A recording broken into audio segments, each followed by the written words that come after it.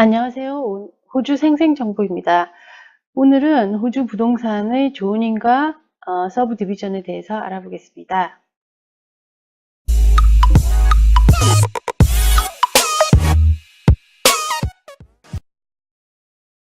토지 사용 용도에 해당하는 조닝은 크게 6개 카테고리로 나뉩니다. Commercial, Industrial, Mixed Use 또는 Agriculture, 그 다음에 Residential과 Public Use인데요. 이 중에서 용도가 많은데 이 중에서 저희는 레지덴셜에 대해서만 알아보도록 하겠습니다. 한국으로 말하자면 용적률과 건폐율이 많이 틀려지는데요.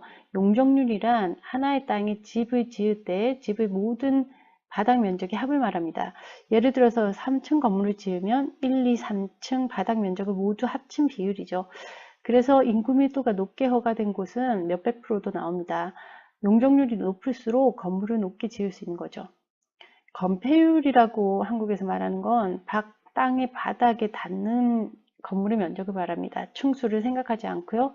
그래서 보통 뭐 땅에서 5, 60%가 건폐율이다 그러면 그 5, 60% 안에서 집을 지어야 되는 거죠. 그러니까 한 50에서 40%는 빈 땅으로 남아 있는 거죠. 이거는 옆집과의 사이 또는 일광 이런 것들을 고려해서 마련해 놓은 법안입니다.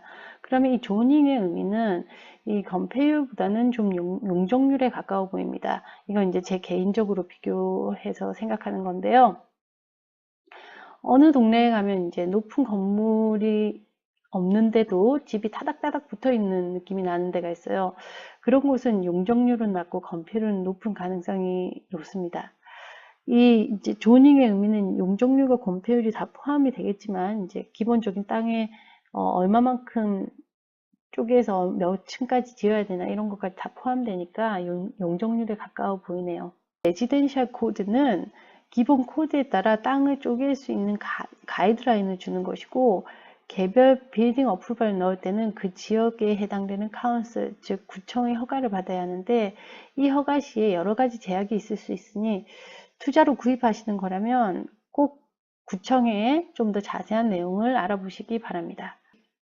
문제는 호주가 주별로 이 코드가 다 다르다는 것입니다. 좀 복잡하죠. 그러면 이 각 주를 다 자세히는 못 살펴보고 대강만 훑어보고 가겠습니다. 너무 이제 시간이 소요되니까요. 뉴 사우스 웨일즈는 R1에서 R5까지가 메인 레지던셜입니다. 예를 들면 로 덴시티, 미디엄 덴시티, 하이 덴시티 이런 식으로 나뉘고요. 그 다음에 ACT, 캐피탈 테리토리인데 여기는 RZ로 나가고요.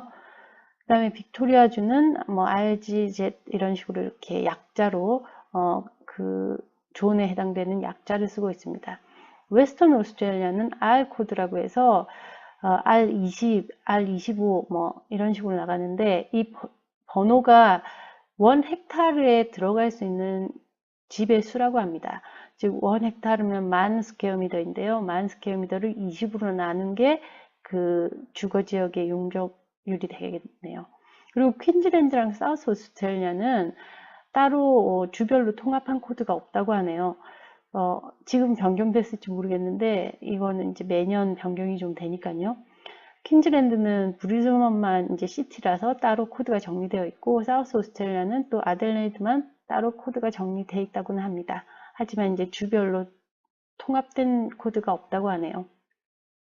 타즈메니아는 이렇게 뭐 쭉 나열해서 적혀 있습니다. 제너럴 레지덴셜, 로 덴시티 이런 식으로 있고요. 노던 테리토리도 역시 뭐 싱글 드웰링, 멀티플 드웰링 이런 식으로 이름이 나눠져 있습니다. 이제 더 실질적인 서브 디비전, 땅 쪼개기에 대해 자세히 들어가 보겠습니다. 오늘도 비교 대상은 뉴사우스 웨일즈와 WA로 하겠습니다. 우선 뉴사우스 웨일즈는 거주지 땅의 용도를 R1에서 R5까지 본다고 하였습니다. 그래서 이제 예를 들어 이 사람이 갖고 있는 토지가 R2에 해당됩니다. 로우 덴시티에 해당되죠. 로우 덴시티에 해당하는 곳에 400스퀘어미터의 땅이 있다고 합시다. 그러면 이 사람의 집이 어느 날 R3으로 변경이 됩니다. R3은 미디엄 덴시티죠. 근데 미디엄 덴시티에서는 프런티지가 15m 이상이고 땅 넓이가 600 이상이면 타운하우스나 빌라가 가능해집니다. 즉, 좀 더 높이 쌓아서 집을 지을 수 있다는 거죠. 근데 적어도 땅 여유가 600이 돼야 되니까 이 사람이 R 코드가 조닝 변경이 되었다 하더라도 이 사람은 혼자서 자기 땅으로는 변경할 수 있는 게 하나도 없겠네요. 하지만 땅값은 살짝 올라가겠죠. 그러면 이 사람이 할 수 있는 거는 이런 방법이 있습니다. 이웃들과 연계를 해서 땅을 자기는 400을 갖고 있지만 옆집도 400을 갖고 있다면 한 800으로 만드는 거죠. 그래서 디벨로퍼한테 컨택을 해서 너가 관심이 있니? 이런 식으로 해서 이제 집값을 좀 올릴 수가 있습니다. 그러면 이제 WA로 가보겠습니다. WA는 R 코드가 있다고 했는데요. 예를 들면 이 사람이 R20존에 700스퀘어미터에 해당하는 땅이 있다고 합시다. 어느 날 이 땅이 R30으로 바뀝니다. 그러면 R20에서는 1헥타르당 20개의 드웰링이 들어갔어야 돼서 최소 땅 사이즈가 500스퀘어미터가 필요했는데 R30으로 바뀌니까 최소 땅 사이즈가 줄어듭니다. 즉 산 거니까 10개 하우스가 더 들어가는 거니까 최소 땅 사이즈가 333만 있어도 집 한 채를 지을 수 있게 허가가 난다는 거죠. 그러면 이 사람의 땅 사이즈는 700이니까 이 R30으로 변경이 되면서 이 사람은 집 두 채를 지을 수 있게 됩니다. 그럼 이 사람 같은 경우에 이 서브 디비전이 가능하게 되는 거죠. 그러면 이 서브 디비전을 할 때 좀 헷갈리는 부분이 있는데요. 세금을 어떻게 낼까요? 예를 들면은 내가 좀 전에 그 WA 사례처럼 700스퀘어미터가 있었는데 땅을 두 개로 쪼개서 두 채를 지을 수 있어요. 그럼 이 집에 살고 있는 나는 거주용이 될까요? 비거주용이 될까요? 예를 들겠습니다. 2017년 6월에 70만 불로 집을 구입했다고 하죠. 이 사람의 이 당시 구입 시에 땅 밸류는 46만, 집 밸류는 24만으로 평가가 되었습니다. 그러면 이 사람이 2018년 1월에 서브 디비전을 하기 위해서 땅을 반으로 또 쪼갭니다. 이때 드는 비용은 한 2만 불이 들었고요. 포함된 비용은 뭐 서베이, 리걸, 애플리케이션 피 이런 식이 들었습니다. 그러면 이 사람이 이제 이걸 쪼갠 게 팔려고 쪼갰겠죠. 그래서 반으로 딱 쪼갠 다음에 3월에 이제 반 뒤쪽에 있는 땅을 26만 불에 판매합니다. 이 사람은 땅을 앞뒤로 쪼갰습니다. 팔 때 판매 비용이 6천 불이 들었네요. 이 사람의 구매가는 46만 불입니다. 그런데 땅을 앞뒤로 반에 똑 쪼갰죠. 그래서 앞 땅에 거주를 하기로 했고 뒷 땅을 판매를 하기로 했습니다. 그런데 현재 이 스탬프 듀티나 서베이비에 해당되었던 이 모든 금액을 코스트로 클레임을 할 수 있을까요?